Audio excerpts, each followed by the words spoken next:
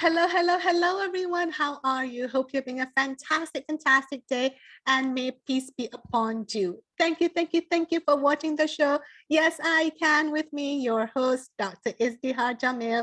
And today I have a very, very, very special guest, and her courage and commitment to this cause of fighting human trafficking is absolutely, mind-blowing. And I just wanted to welcome Tera Hilliard, who is the CEO of FCI in my own neighborhood. So Tera and I were just like neighbors, just a few minutes down. So Tera, darling, welcome, welcome, welcome. Thank you, thank you, thank you for having me. I'm so honored and it's a privilege just to be on here with you today, Doctor. Thank you. Thank you so much. And today, Tera and I, we are collaborating for my book launch, Moneymakers, out on Amazon today, in conjunction of donating the proceeds from the book launch of Moneymakers to Tera's organization, the FCI, or the Forgotten Children, Inc., in the fight, which is a local charity. Tera literally is just a few minutes from where I live to fight against human trafficking. So Tera, first of all, I just want to say a big acknowledgement to you and your team for your efforts in this big cause, such a huge cause. And in your website is literally the thing that hooked me in, like the fight against human trafficking is everybody's fight. It's not just a particular person, it's not just particular government, it's not just particular this, but it's you and I and all of us coming together. So Tera, can you just share with us a little bit how you got started in this pathway? Yeah. So Forgotten Children was started in 2006 by Pastor Paula Daniels when she went on a missions trip to South Africa, and she was horrified to learn about human trafficking in this country. And so she stayed there. She partnered up with the organization. They did rescues and housing, and she came back to the U.S. like ready to move to South Africa. She said, I was going to change the world. And she was 67 at the time.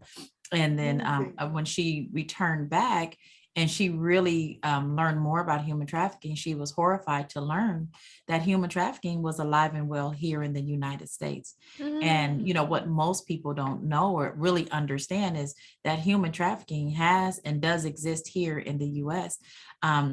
We look at it as prostitution. So we see, girls on the streets that are prostitutes, and we think, well, she wants to be out there on her own, and no one is trafficking her.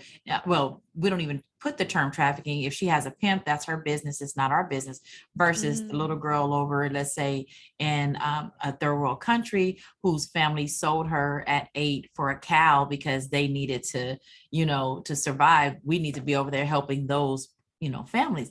And so, part of our mission here at FCI, one is to raise awareness and to educate our community. We are a local organization, and we provide, resources and supportive services to women victims that are, throughout the U.S., and particularly here in Los Angeles County. So I ended up partnering up with Pastor Paula when I learned about human trafficking, and I really just came to her for mentorship. I have a background in women's issues and just really the empowerment of women and girls, from my own background and story. I have lived through trauma and the foster care system, and a mother, family members that were addicts. And so addiction and recovery is a part of my background.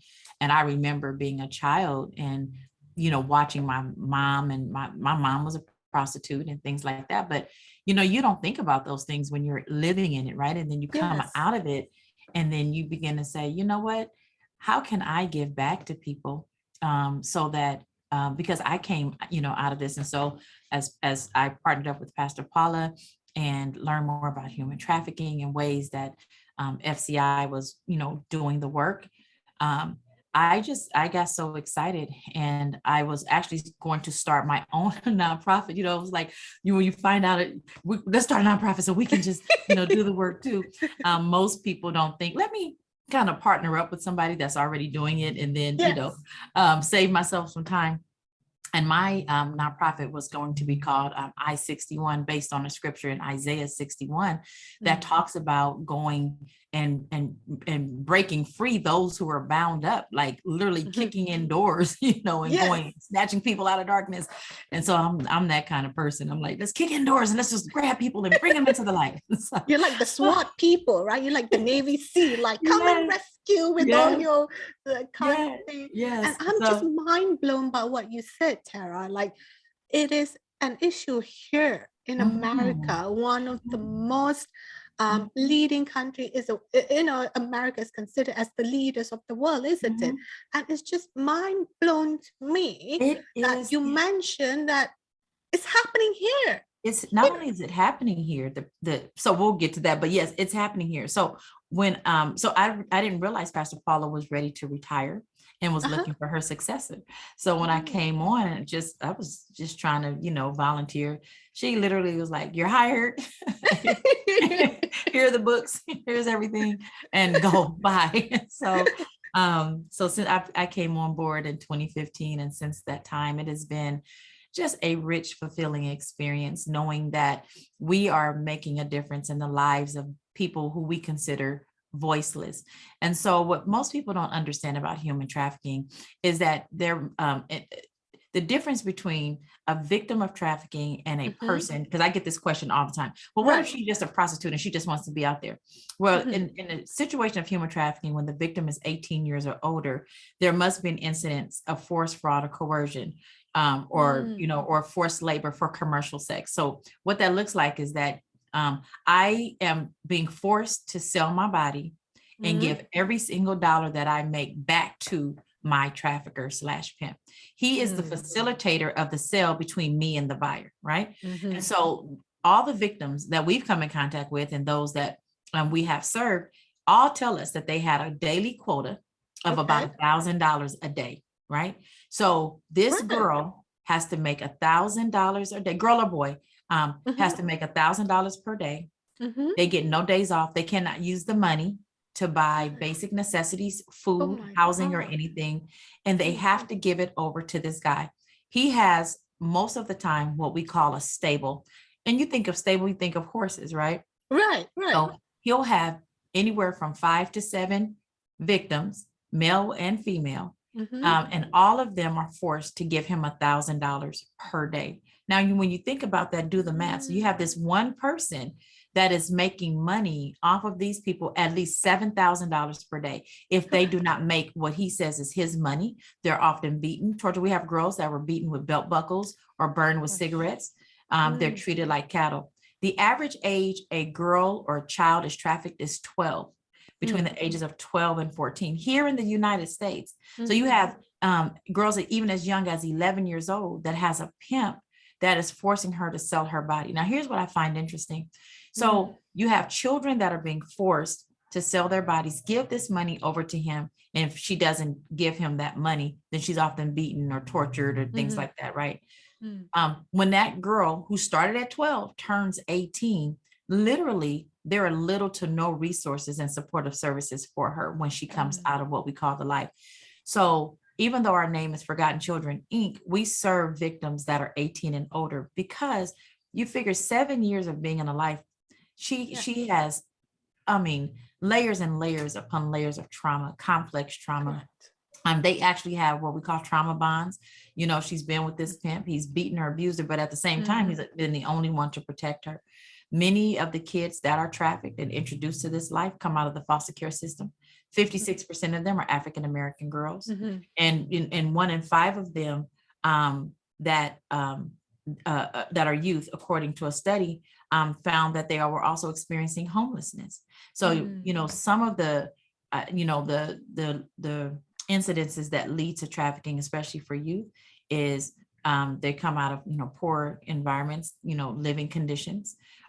Foster care system. There's a lack of parental involvement, little to none. They're part of the DCFS system, so it makes them vulnerable. They have little to no self-esteem. And so when you see that and you find a predator, he's looking for that kind of person. So they become prime candidates and prime targets for him. And so unfortunately, that happens here on the local streets. So going back to my initial thought is that when people think that she's a prostitute, making her own money, living her best life. She looks happy. They don't see the pimp that's parked on the side of the street, that's making sure that Right. she doesn't, that she makes the money. We have teams that go out to the streets and they'll report back, oh yeah, we saw him sitting in the car. The pimps were sitting in the car. Or one outreach we had recently, they can hear the pimp literally yelling at her that if she did not make his money, that he was going to, whoop her and beat her and da. So they experience a ton of violence at the hands of these traffickers. And we're talking about here in the county of Los Angeles, in the state of California. And that is absolutely, heartbreaking. As a mom, as a parent, it's absolutely heartbreaking to hear. And then when you mentioned, Tara, that these predators, it's like like a lion in the Africa, right? They would be able to spot the predator, the victim, right? The lion or the cheetah. They sit and watch, and then they will be able to spot the victim, usually the one that is the weakest out of them all. They never go for the strongest because they get beat up. Exactly. Like, they would always able to spot, but obviously that is the law of nature. But having what you said, like people who's gone through foster care, or people with little to low parental supervision, or people in the poor company, those people are the most vulnerable. And the predator, they can just smell it, right? So I feel that if children, or as parents, if you don't create that safety, strong environment in our home, it opens up to these predators. So what would you say to kind of like people who are in that particular situation, whether they're in foster care or whether they are in a poor subset of the community, or they haven't got a stable home environment? What would you be able to say to them? What are the tips that you can say, like, hang on a minute, darling, you need to be able to protect yourself, because otherwise this may happen to you? Well, that's why we exist, right? Because when you're in a vulnerable situation and you're hungry and you're homeless, you're not really thinking of protecting yourself. You're really just trying to get your immediate needs met, right? And so, here at FCI, one of the things that we try to do is to meet those needs. And so when we come across a young person that is experiencing homelessness, we have case managers that can provide, housing referrals. We have a safe house. If they don't qualify for our safe house, and there's different reasons why people qualify or not, issues of addiction, or maybe she's not ready to go into, we have a lot of girls that say, I'm not ready to really go into a program. I just want to kind of get off the streets. And so we actually have a program where we can get her off the streets immediately, assess her needs, just kind of get her stabilized. Firsthand experience. I know how I feel when I'm sleepy and I'm tired and I don't have a place to lay my head. It makes you vulnerable and you can't make good decisions, right? And so our goal is to get them out of the situation, to help them process, to make the decisions necessary, right? We also provide clothing and hygiene items. So it's interesting that the proceeds from the book will actually support our victim services. We give gift cards. If they're hungry, we do Uber rides, to get them from point A to point B. We do hotel vouchers. There's no charge, to them. For the women that do come into our safe house, we provide immediate medical support, medical attention, dental, vision, all the things that gets neglected when they're forced to be in this life. We had a girl one time that her pimp had beaten her so much that literally, like, it repositioned her teeth. And I mean, I every time we have a situation, I learn something new. So she was complaining that she had a toothache when she came to the house. And so we just took her in for a basic, just exam. The dental check. Yes. When the dentist came back, he had hit her so hard, a tooth was lodged in the back of another tooth. Oh my God. And so they had to like go in. She had to have like dental surgery. Right. And right. Covered they had the to cost, cut her. Yeah, they had to go in. So we covered that cost. Also, because she had a meth addiction, a lot of her teeth were rotted. And so we paid to replace the rotted teeth. So, and she was so blown away by our generosity. And so, we told her we do this because we want you to know that one, you're valuable, and that, there are people who love and care about you. We are a faith-based organization. And a lot of people think, well, do they have to be Christians to come, or do you guys discriminate? And we don't.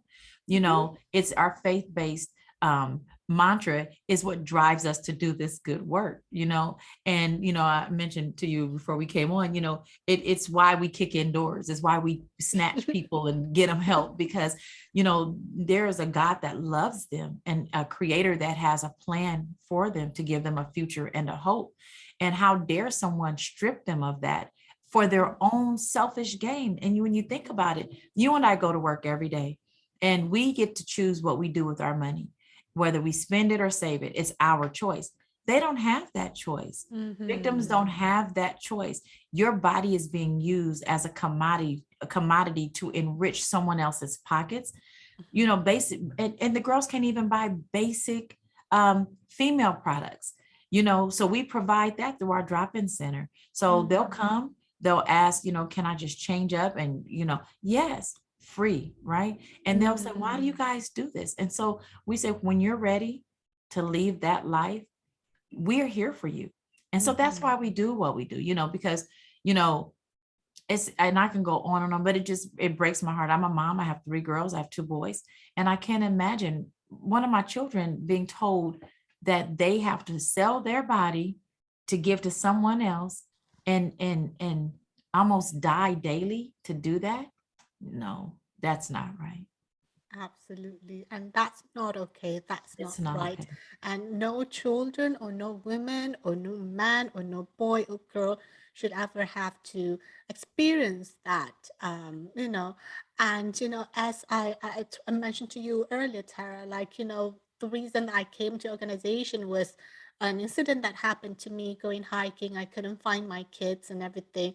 But as I was preparing for the launch of my book, Moneymakers, and I'm like, God, just give me the best place so I can make a difference to myself, my family, and my community. And as I was stuck in my room because of the bug, I couldn't go out. I'm like, I want to make my room smell nice. So I bought a candle, and this is an expensive candle. Of all the candle, I had to buy an expensive candle. And right smack on the sticker was that, light this candle in the fight of human trafficking.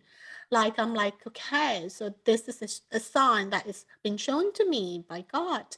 And I'm like, it wasn't in my room before, do you know what I mean? Because it's not something that I am exposed to.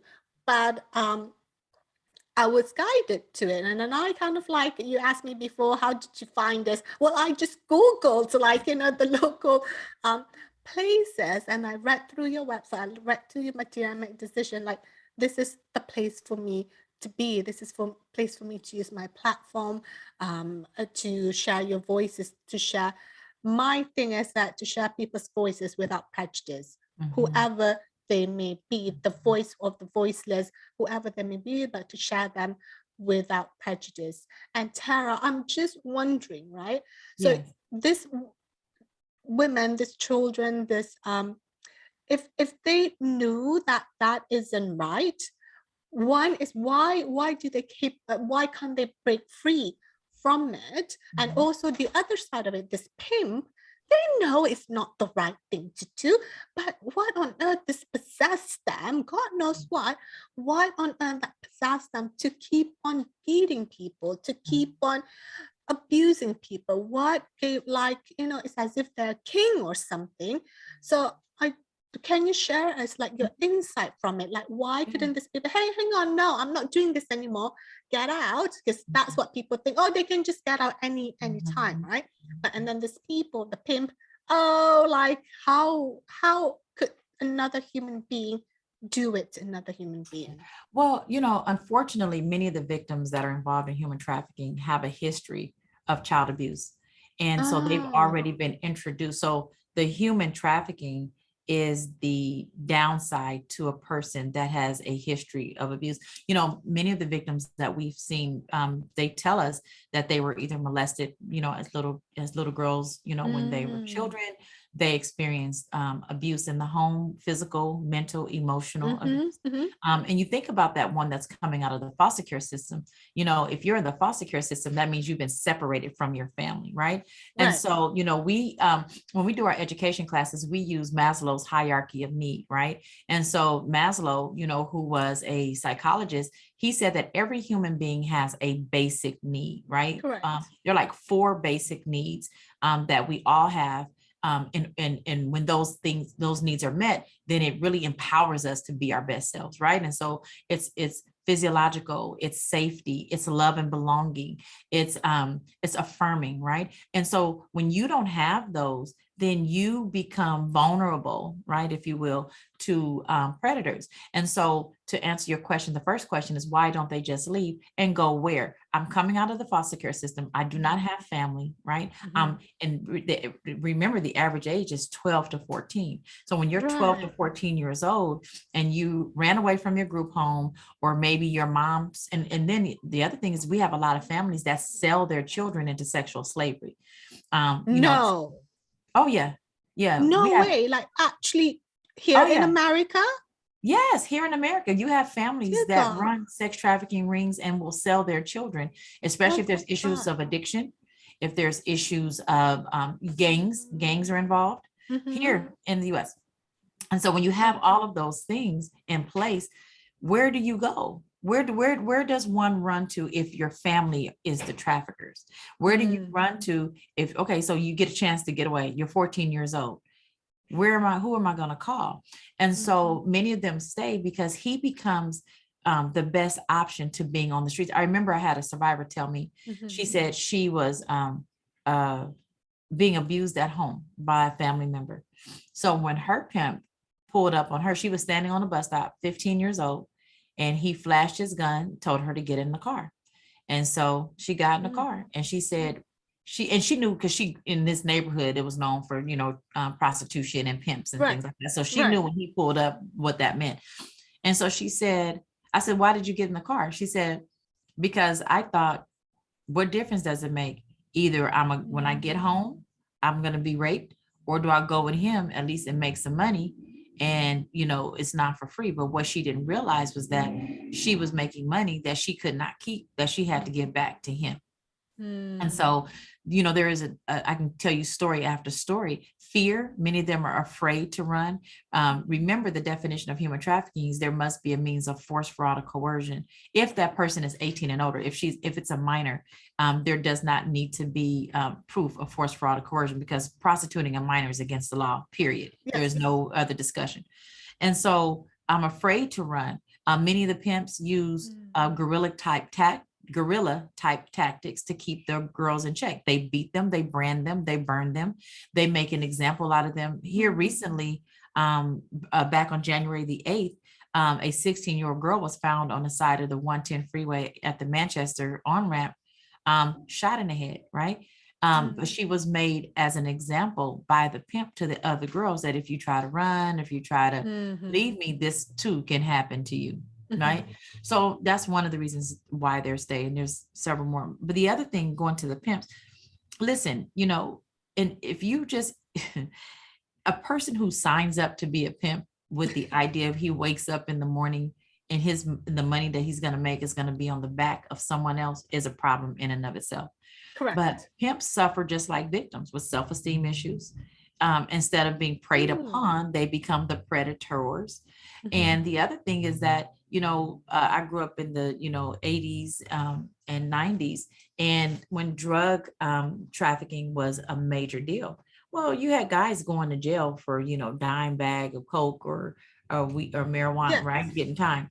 Well, if you take a 14-year-old girl and put her on the streets and you intimidate her not to open her mouth if law enforcement comes around, you make way more money dealing with 12 and 14-year-olds and never getting caught. So you can flip a girl 5-10 times a night, make all the money that you need, and can live the lifestyle that you so desire. So to answer your question with that, it's greed, it's control. It's the same reason why men beat women, why men rape women. It's about, you know, control, power. It's about keeping, you know, a population of people under your thumb, you know, and they don't care. They don't care that they have mothers or sisters or, whatever. She's Right. here for a reason. And I'm going to milk it as long as I can. And when he's done with her, he just gets another victim. Mm. Literally. It's $150 billion industry worldwide. It is the second Crazy. highest crime syndicate. Think about that. I think it's drugs is still number one, but Mhm. human trafficking is a close second. And the money Mm. that's being made worldwide on the backs of victims. That is absolutely atrocious to be hearing that, and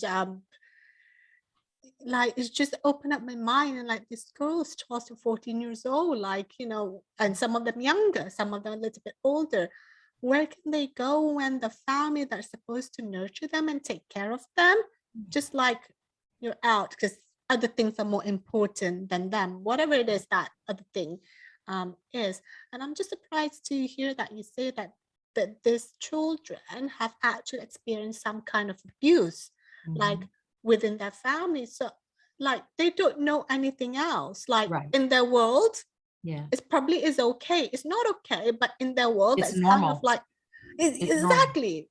It's Mhm. normal, and they don't know anything else. Just like food. If you're so used to burgers, you don't even know that's biryani. Lamb biryani from the Indian takeaway, because that's what you're not used to that.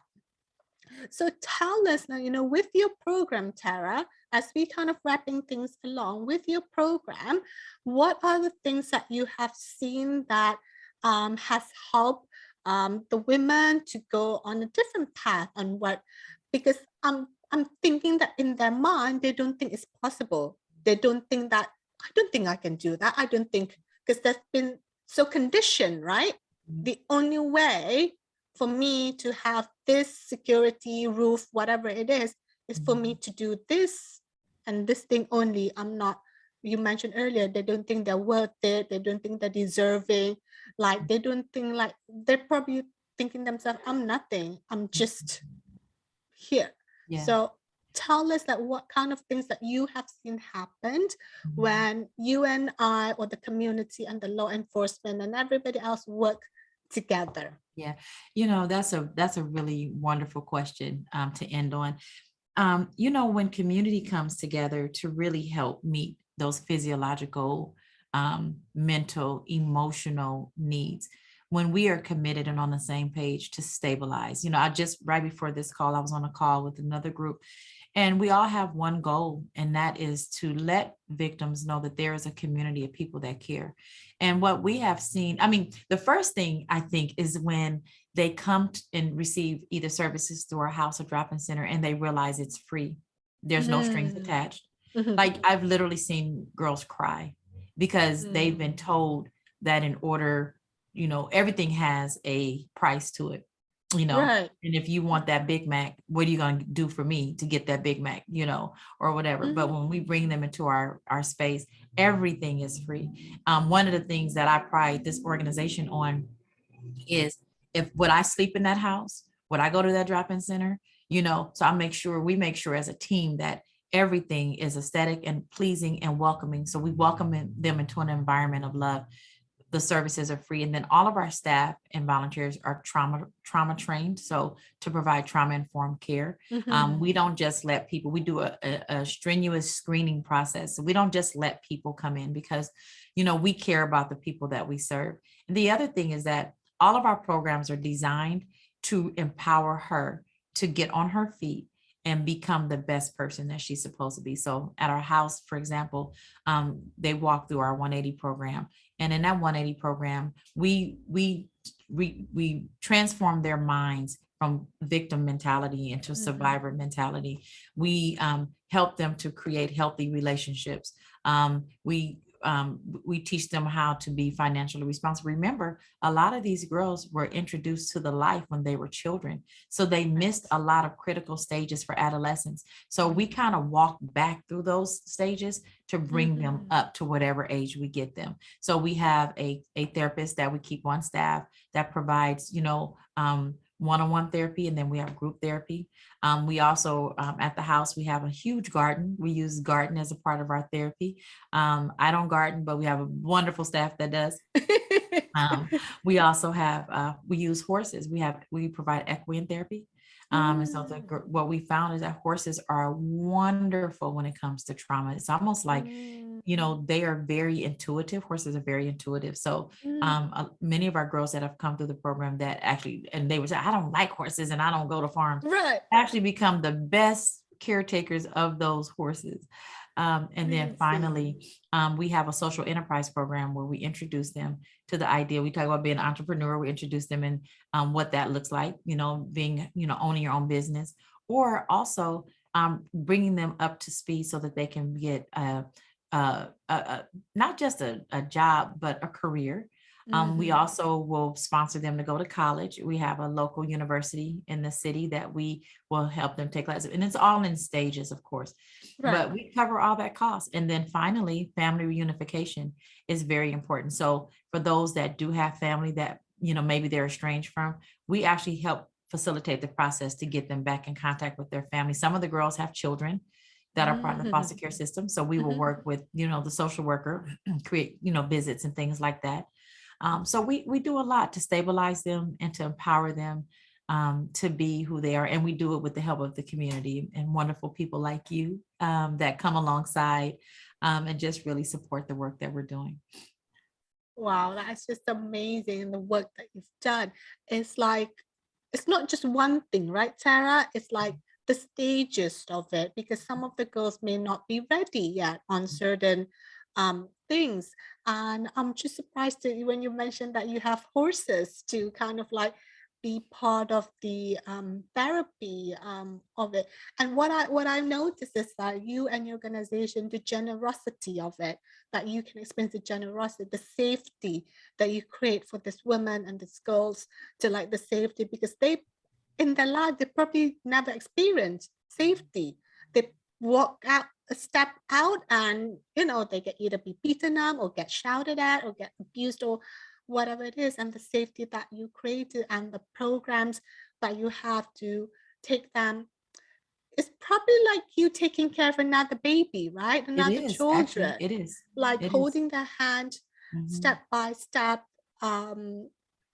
all the way. Because I have a baby, I have 3 kids, and one of them is a baby. Is literally is co-creating their life and building it back up again. So what an outstanding service that you're giving them. And I'm just so honored. Myself, my team are so honored to be part of this this collaboration. I even told my publisher earlier on, I had an interview earlier on their TV shows. I'm like, I even told my publisher about your cause and everything. So together I feel that even just a little thing, we're in the step in the right direction. So Yes, we thank are. you so much, Tara, for today. And I'm just so honored to donate the proceeds from Moneymakers to your cause. And Moneymakers available on Amazon. We hit #1 in America, Canada, Australia, and Japan within 24 hours of campaign. Oh my gosh, #1. #1. We go all the way. We go all the way and get the words out there. I've been blasting it on my social media. I think you mentioned your social media girl was like, who is this person? Like tagging us all the way and sharing that platform. So Tara, once again, thank you so much for your time today. And what would you say to those people who want to help you? What would be the best way that they can help you? And what would be the best way that they can reach out to you?